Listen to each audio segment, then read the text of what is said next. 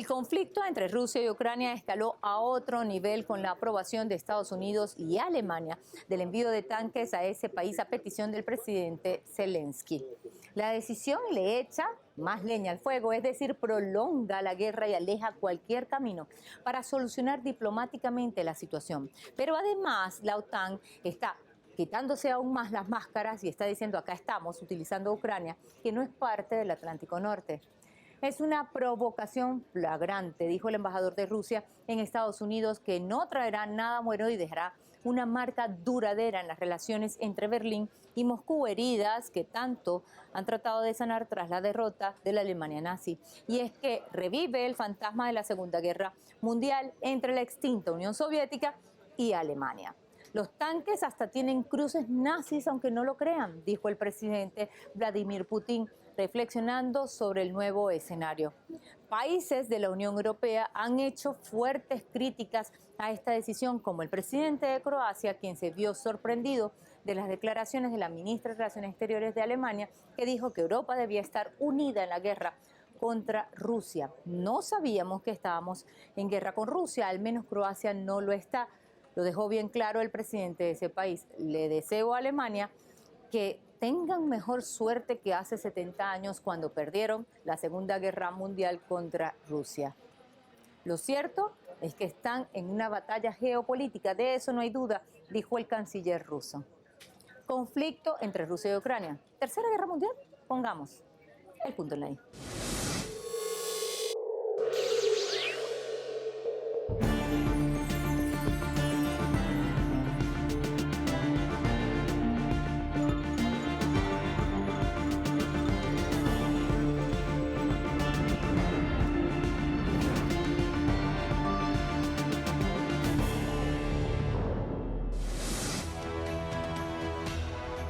Luego de tanto y tanto pedir apoyo en más armas de guerra para hacer frente a Rusia, el presidente de Ucrania, Volodymyr Zelensky, luego de casi un año de conflicto con Moscú, recibirá más de 40 tanques enviados por Estados Unidos y Alemania, que prolonga el conflicto y lo lleva a otro nivel. Sobre la mesa queda la petición de aviones de combate y otras armas que Kiev tiene la esperanza de recibir sin ser parte de la OTAN, un puesto que sigue insistiendo como la entrada a la Unión Europea. También suministraremos a Ucrania carros de combate principales Leopard 2. Este es el resultado de intensas consultas, una vez más, con nuestros aliados y socios internacionales. El presidente de Francia, Emmanuel Macron, dijo también que evaluaba el envío de tanques y otras armas, pero con 3 condiciones. En principio no se excluye nada. Siempre evaluamos las cosas según 3 criterios. El primero es que lo solicitado sea práctico, dado el tiempo necesario que requieren los plazos, entrenar al ejército ucraniano y su entrega. Por eso la semana pasada volví a hablar con el presidente Zelensky durante más de hora y media.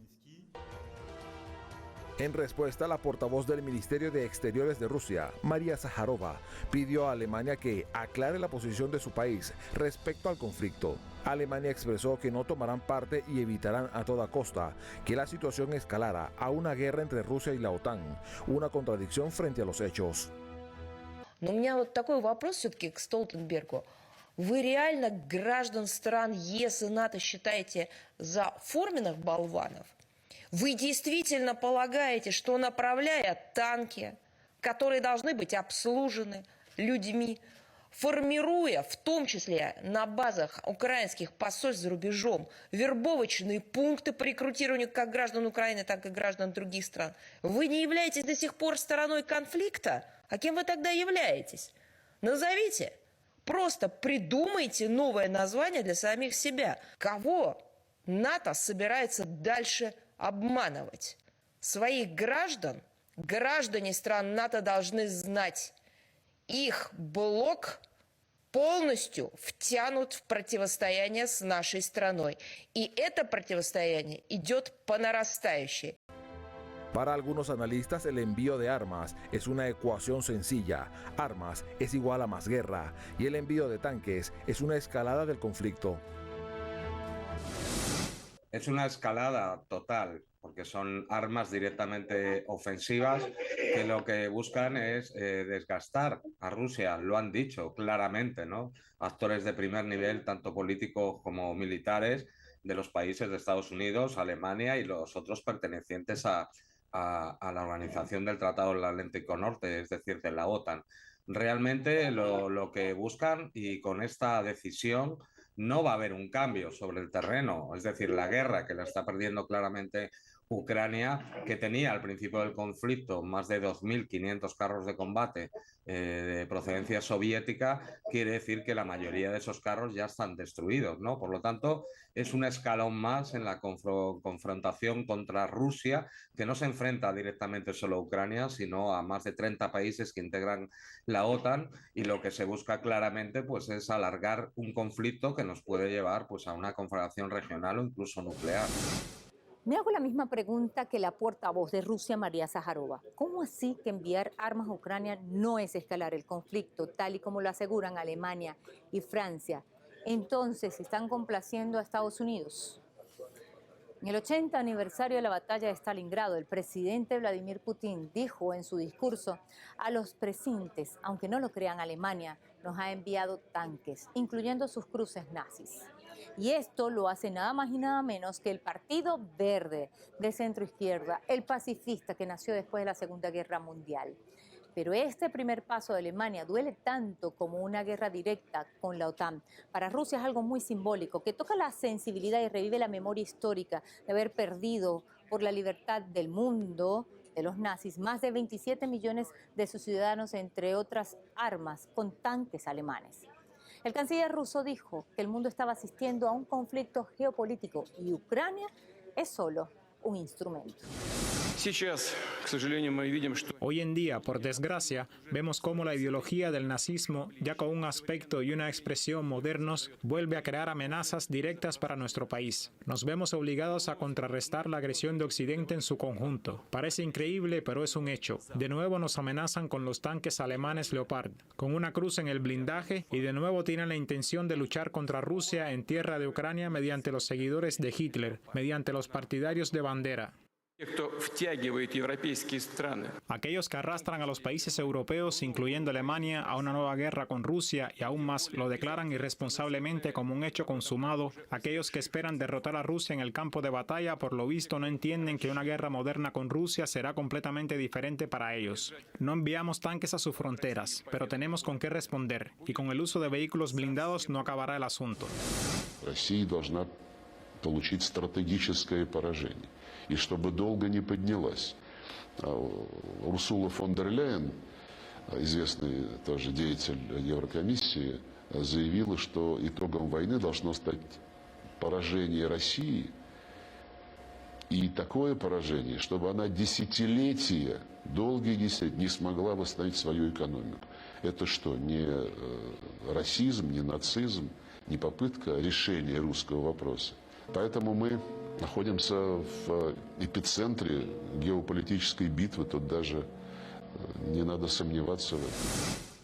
Bueno, este conflicto geopolítico, lo que hay detrás es lo que manifiestan desde hace muchísimos años los teóricos del poder estadounidense, que es que Rusia es un país demasiado grande, que tiene demasiados recursos, por lo cual debe ser o subalternizada, es decir, estar bajo la égida de Occidente, como estaba cuando gobernaba Yeltsin, o ser troceado. De hecho, ha habido unas jornadas en el marco del Parlamento Europeo en el cual se habla de cómo puede ser el próximo mapa de una Rusia destruida y partida en trozos para ser un peón que no opere en el mundo. Detrás de eso también existe, en primer lugar, esa contención, esa trasladarle dificultades a Rusia y, sobre todo, romper la relación privilegiada que tenía Rusia como suministrador de energía a la Unión Europea. ¿Para qué? Para que la Unión Europea dependa claramente de Estados Unidos.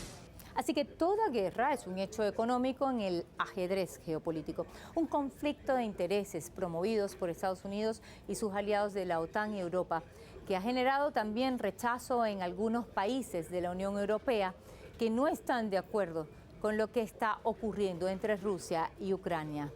El presidente de Croacia se vio sorprendido que la ministra de Relaciones Exteriores de Alemania dijera que estaban en guerra con Rusia.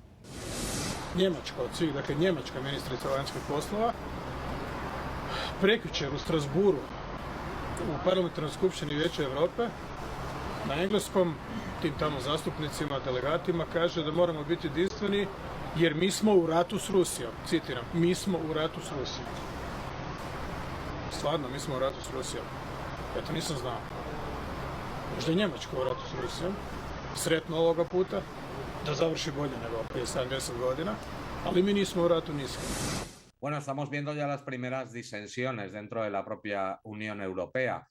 Hay países como Italia y como Austria que han manifestado que no van a mandar armas ofensivas. Otros países como Hungría, que además tiene una amplia minoría que ha sido reprimida después del golpe de Estado en Ucrania, que no está dispuesto a mandar tampoco armas ofensivas y que además objeta claramente las sanciones coercitivas unilaterales contra Rusia porque Hungría necesita el acopio energético que lo suministra su vecino ruso. Por lo tanto, estamos viendo las primeras disensiones en una guerra impulsada por Estados Unidos, pero que para mi disgusto, pues estamos viendo que tenemos un partido de la guerra, como es el Partido Verde Alemán, que se funda precisamente con los principios del pacifismo cuando existía pues el mundo de bipolar de Yalta en la Guerra Fría, y que ahora mismo pues estamos viendo como es la propia canciller de Alemania, perteneciente a la coalición verde, ha declarado abiertamente que están en guerra con Rusia. Lo que han hecho es un gran error estratégico, mandando carros de combate Leopard. ¿Por qué? Porque cualquier familia rusa, de los 100 y pico millones que conforman esa nación, tiene memoria de la historia. Ellos perdieron más de 27 millones de personas combatiendo al nazismo y otra vez van a tener carros de combate, tanques alemanes matando soldados rusos. Eso es algo que ha cohesionado profundamente a la población.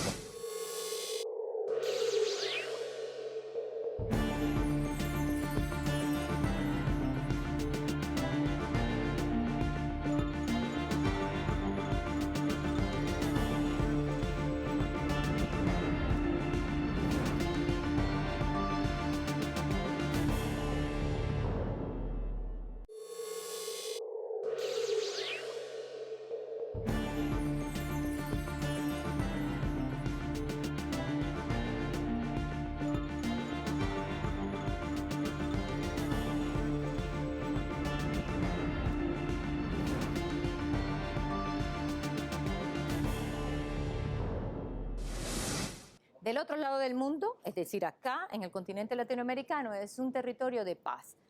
Y la voz de la sensatez en medio de la guerra entre Rusia y Ucrania, que Estados Unidos con sus aliados de la OTAN y Europa quieren escalar.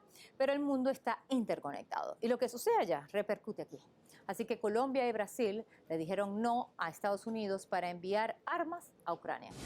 La Asamblea General de la OEA número 52, celebrada en octubre de 2022, abrió con un mensaje del presidente de Ucrania, Volodymyr Zelensky, que invita a los países del continente a sumarse al bloqueo financiero contra Rusia y condenar sus acciones. Eviten que sus empresas y países estén conectados con aquellas personas físicas y jurídicas en Rusia, a través de las cuales lleva a cabo su terror contra Ucrania. Apoyen las sanciones contra Rusia. Limiten sus operaciones comerciales con Rusia. En respuesta, Brasil, Argentina y Haití rechazaron el mensaje, mientras que Cuba, Nicaragua y Venezuela reclamaron que el bloqueo financiero a un país es el mayor atentado contra los derechos humanos de su población. En enero de 2023, Estados Unidos, a través del Comando Sur, se dirige a los países de Latinoamérica para pedir que quienes posean armamento ruso se los entreguen para enviarlos a Ucrania en apoyo al ejército neonazi ucraniano. Desde el bloque regional, la CELAC y el presidente de Colombia, Gustavo Petro, rechazaron la petición. Colombia, en los años que han pasado, no en mi gobierno, compró material de guerra ruso, helicópteros, etcétera, para sus propios fines al interior del país. Ese material está ahí. Tiene problemas de sostenimiento porque la asistencia ahora es imposible para arreglar, para cambiar partes, etcétera. Y en alguna conversación con la señora Richardson y otras personas de Estados Unidos, ellos me pidieron que para solucionar el problema de nuestra incapacidad de sostener esos elementos activos, se los entregásemos y ellos se los llevaban a Ucrania. Yo le dije que nuestra Constitución tiene como orden en el terreno internacional la paz.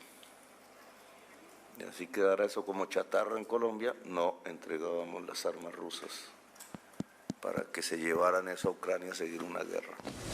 Por otro lado, el canciller de Alemania de gira por Sudamérica, buscando alternativas económicas, visitó Brasil, que como Colombia, rechazó también el envío de armas a Ucrania.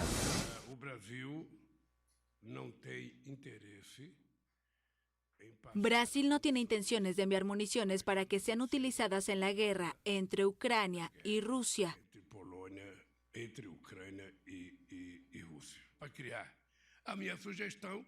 Mi sugerencia es que se ha creado un grupo de países que intente sentarse en la mesa con Ucrania y Rusia para intentar encontrar la paz, para intentar llegar a un momento en que ellos paren con la guerra. Brasil hará los esfuerzos. Ya hablé con Macron, hablé con Scholz y voy a hablar con otros presidentes.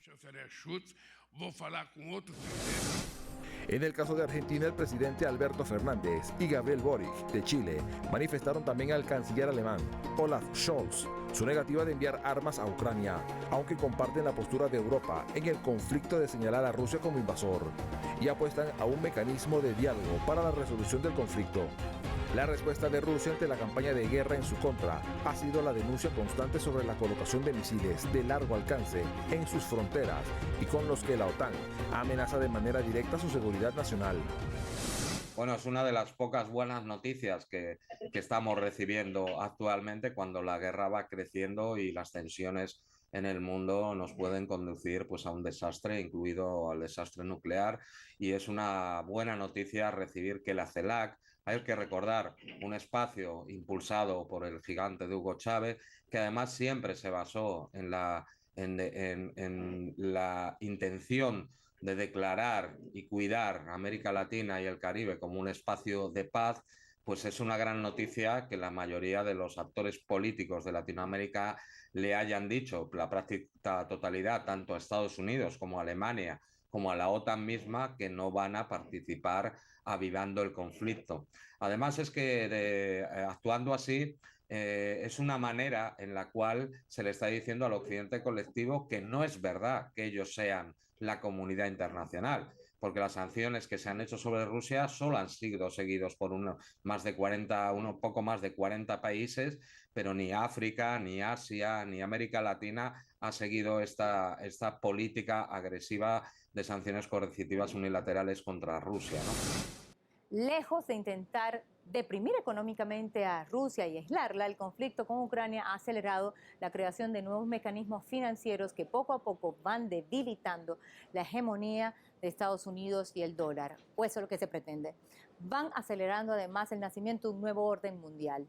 Irán y Rusia crearon un nuevo sistema alternativo al SWIFT para sus transacciones financieras. En junio de 2022, Rusia e Irán se plantearon construir una estrategia económica de pago interbancario alternativo al impuesto por Occidente en la economía global, conocido como SWIFT, Sociedad para las Telecomunicaciones Financieras Interbancarias Mundiales, que ha sido el arma de chantaje para bloquear a los países que no estén aliados con Estados Unidos.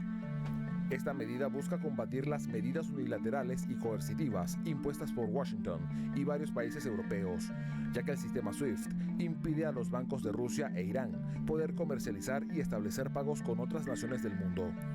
En el caso de Irán, este país está desconectado del sistema SWIFT desde el año 2018 y Rusia desde que inició las operaciones militares en Ucrania. Estas acciones, que apuestan al libre comercio y a su derecho de comercializar, se consolidaron el pasado 30 de enero de 2023 con la firma de un acuerdo para conectar los sistemas bancarios de Irán y Rusia. 52 bancos iraníes y 106 rusos se conectaron a través del sistema de transferencia de mensajes financieros de Rusia. Bancos de otros 13 países también estarán enlazados a este nuevo sistema interbancario. Esta iniciativa, además de ser una derrota para Occidente, facilitará las relaciones económicas entre ambos países y da un paso más a la construcción de un nuevo orden mundial para derrotar la unipolaridad impuesta por Estados Unidos. El conflicto en Ucrania nos está demostrando que está habiendo un cambio geopolítico y en el cual el bloque que no pertenece al universo occidental o al occidente colectivo, como se le denomina, está empezando a desafiar la unipolaridad de Estados Unidos. Estados Unidos, desde Bretton Woods y desde que el dólar se convierte en la moneda de reserva mundial, tiene las dos patas de su poderío son ese control económico y financiero del mundo, de esas estructuras que ha creado y en la cual se enseñorea a Estados Unidos, y luego su potencia militar convencional, que se despliega por medio de 12 grupos de portaaviones y de 800 bases militares a lo largo del mundo. Y evidentemente lo hemos visto en la pérdida de la guerra contra Rusia a nivel económico y financiero. No han conseguido, a pesar de 10 rondas de sanciones, derrotar la economía rusa, precisamente porque China y Rusia tienen sistemas SWIFT de intercambio bancario alternativos que, como estamos viendo, se están extendiendo a Irán y a otros países del sudeste asiático, y esperamos que además posiblemente pues, se puedan unir países latinoamericanos, con lo cual amenaza claramente pues, a la hegemonía del dólar estadounidense, y son los primeros pasos para que la multipolaridad del mundo sea efectiva y esté naciendo. La gira del canciller de Alemania tiene una lectura. Su apoyo a Estados Unidos en el conflicto con Ucrania fue un tiro al pie a su economía que le está haciendo perder liderazgo en la región. Un milagro económico que solo lo habían logrado con el gas barato que le vendía Rusia y le permitió desarrollar la industria. Ahora gana terreno Polonia. Así que al canciller alemán no le quedó otro remedio que voltear su mirada a estas tierras que quedan al otro lado del mundo, y no debería sorprender que en algún momento toquen las puertas de Venezuela. Bueno, la inédita visita de un canciller alemán, que yo en la memoria que tengo no recordaba, a América Latina, nos da una muestra del nivel de desastre económico que ha supuesto las 10 rondas de sanciones contra Rusia para la propia Alemania. Lo que estamos viendo pues, es que ahora mismo los costos de comprar gas de esquisto, por ejemplo, estadounidense, superan el 40% frente a un gas de un socio fiable como era Rusia. Entonces necesitan mirar otros mercados para poder aprovisionarse. Entonces yo creo que demuestra pues, esa visita desesperada para cambiar esa estructura energética que ha sido obligado a cambiar por la guerra y por las presiones de Estados Unidos, incluyendo, se sabe ya, pues un atentado contra el Nord Stream 2, ¿no? Por lo tanto, yo creo que Scholz ha ido con buenas palabras tanto a África como a América Latina, intentando conseguir aquello que Estados Unidos no le permite en una buena relación con Rusia poder conseguir su gas, y le ha obligado a buscarlo en otros lados. Brasil y Argentina en la cumbre de la CELAC asomaron la iniciativa de una moneda nueva regional que permita el intercambio entre los países de América Latina y el Caribe, un poco también para protegerse de las agresiones de Estados Unidos y dejar de depender del dólar. Así que no es descartable que países bloqueados como Venezuela puedan sumarse a la alternativa financiera, a esas arquitecturas que están naciendo como las de Irán y Rusia. Y es que los descarados robos que han hecho Estados Unidos y Gran Bretaña, robando las reservas de naciones que caen en las garras de las sanciones ilegales, genera una inseguridad jurídica. Y como dice Javier Couso, siempre en los cambios geopolíticos del que estamos siendo testigos en el conflicto entre Rusia y Ucrania, esto está acelerando mecanismos de solidaridad de países que desafían la unipolaridad estadounidense, que sigue despertando a Rusia con la entrega de más armamento a Ucrania, que encubiertamente es la OTAN. Pusimos el punto en la I.